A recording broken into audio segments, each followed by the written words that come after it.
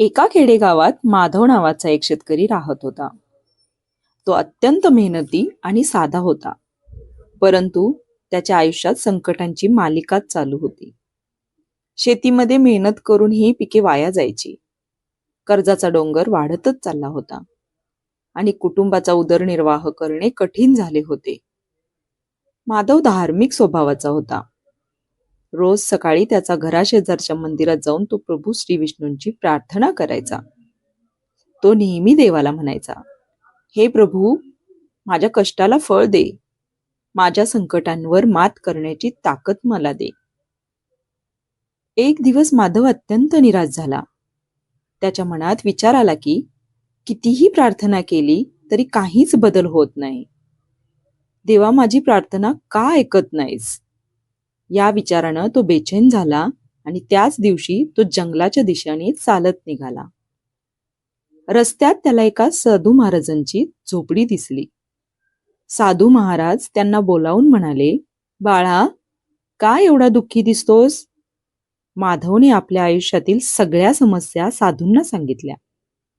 साधूंनी शांतपणे ऐकून घेतले आणि म्हणाले, बाळा, संकट ही देवाची परीक्षा असते, पण देव नेहमी त्याच्या भक्ताला योग्य वेळ येताच मदत करतो.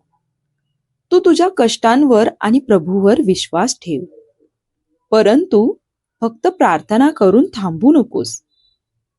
परिस्थिती बदलण्यासाठी काहीतरी नवीन प्रयत्न कर.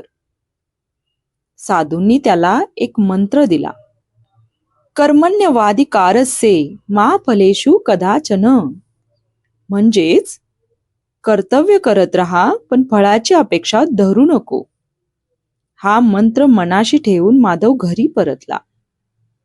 माधवने या सल्ल्याचा विचार केला आणि त्याच्या शेतीत नवीन प्रयोग करण्याचे ठरवले. त्याने गावातील इतर अनुभवी शेतकऱ्यांचा सल्ला घेतला. नवीन पद्धतीने बियाणे पेरले आणि योग्य खतांचा उपयोग केला. याशिवाय माधवने शेतीच्या जोडीला गायींचा व्यवसाय सुरू केला. हळूहळू परिस्थिती सुधारायला लागली. त्याच्या शेतात चांगलं उत्पादन आलं आणि दूध विक्रीतून त्याला चांगली कमाई होऊ लागली.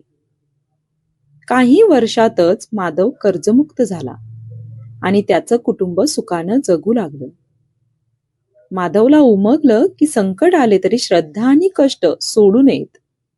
देव फक्त आपली प्रार्थना नाही तर आपले प्रयत्नही पाहतो. आता इथेच पहा, जणू देवाने साधूंना माधवच्या आयुष्यात पाठवलं, कारण त्याच्या वृद्धीची वेळ आली होती आणि त्याला धीर देऊन नवीन काम करण्यासाठी प्रोत्साहन द्यायचं होतं. तेव्हा देवावर विश्वास ठेवून आपले कर्म करीत राहा. वाईट वेळ निघून गेली की देव आपल्यासोबत आपली मदत करायला उभा राहतोच. फक्त आपला विश्वास मात्र कायम हवा. श्री स्वामी समर्थ.